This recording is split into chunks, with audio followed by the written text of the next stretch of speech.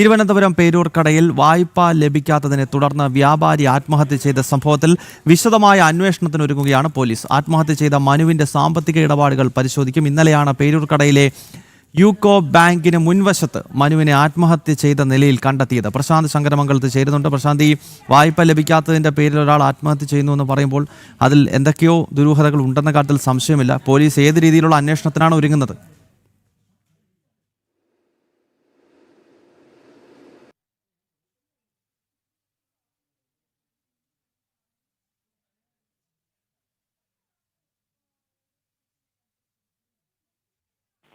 ബാങ്കിനെ സമീപിച്ചിരുന്നു. എന്നാൽ മറ്റ് ധനകാര്യ സ്ഥാപനത്തിൽ കാർഷിക വായ്പ മനു എടുത്തിട്ടുണ്ട് എന്നടക്കമുള്ള കാര്യങ്ങൾ ചൂണ്ടിക്കാണിച്ചുകൊണ്ട് ബാങ്ക് മാനേജർ വായ്പ നിഷേധിച്ചതാണ് ഇപ്പോൾ മനസ്സിലാക്കാൻ സാധിക്കുന്നത്.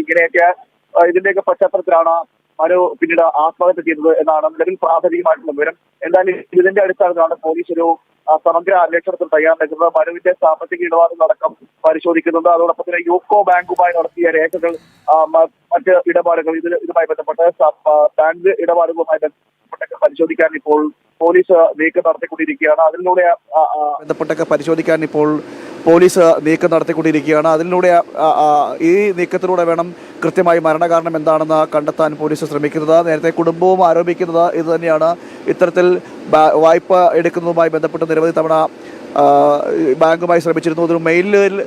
ഇതുമായി ബന്ധപ്പെട്ടൊരു മെയിലും അയച്ചിരുന്നു. ബാങ്കിന്റെ വായ്പ നൽകണമെന്നടക്കമുള്ള ആവശ്യങ്ങൾ ഇങ്ങനെ നിരന്തരം ഉന്നയിച്ചിട്ടും ഒരു അനുകൂല സമീപനം ഉണ്ടാകാതെ വന്നതോടുകൂടിയാണ് പിന്നീട് ആ സ്ഥാപനത്തിന് തന്നെ മുന്നിൽ വെച്ചത് ആത്മഹത്യ ചെയ്യേണ്ട നിലയിലേക്കൊക്കെ എത്തിയത്. കഴിഞ്ഞ ദിവസം രാത്രി 2 മണിക്കും പുലർച്ചെ 6 മണിക്കും ഇടയിലാണ് ഈ ആത്മഹത്യ നടന്നതെന്നാണ് പ്രാഥമികമായിട്ടുള്ള നിഗമനം. പിന്നീടാണ് പോലീസ് എത്തുകയും തുടർന്ന് ഭൗതിക ശരീരം മെഡിക്കൽ കോളേജിലേക്ക് മാറ്റുകയും തുടർന്ന് പോസ്റ്റ്മോർട്ടത്തിന് ശേഷം ബന്ധുക്കൾക്ക് വിട്ടു നൽകുകയൊക്കെ ചെയ്തത്. ഇതിലാണ് ഇപ്പോൾ അന്വേഷണം നടന്നുകൊണ്ടിരിക്കുന്നത്. ബാങ്ക് ഇടപാടുകളും മനുവിൻ്റെ ഇടപാടുകളും അടക്കം പരിശോധിക്കാനാണ് ഇപ്പോൾ പോലീസ് തയ്യാറെടുക്കുന്നത്. വിശ്വാസ് മെഡിക്കൽസ് എന്ന ഒരു മെഡിക്കൽ ശൃംഖല തലസ്ഥാനത്തുണ്ട്. ആ മെഡിക്കൽ ശൃംഖലയുടെയൊക്കെ സ്ഥാപകനും കൂടിയാണ് മനു. ഗൗതം, ഇത്തരത്തിൽ ലോൺ ലഭിക്കാത്തതിന്റെ പേരിൽ ആത്മഹത്യ ചെയ്ത വ്യവസായവുമായി ബന്ധപ്പെട്ടും എന്തുകൊണ്ടാണ് ഈ ആത്മഹത്യ തുടങ്ങിയ വിഷയങ്ങളെല്ലാം അന്വേഷിക്കുകയാണ് പോലീസ്. പ്രശാന്ത് ശങ്കരമംഗലത്ത് വിവരങ്ങൾ നൽകുകയായിരുന്നു.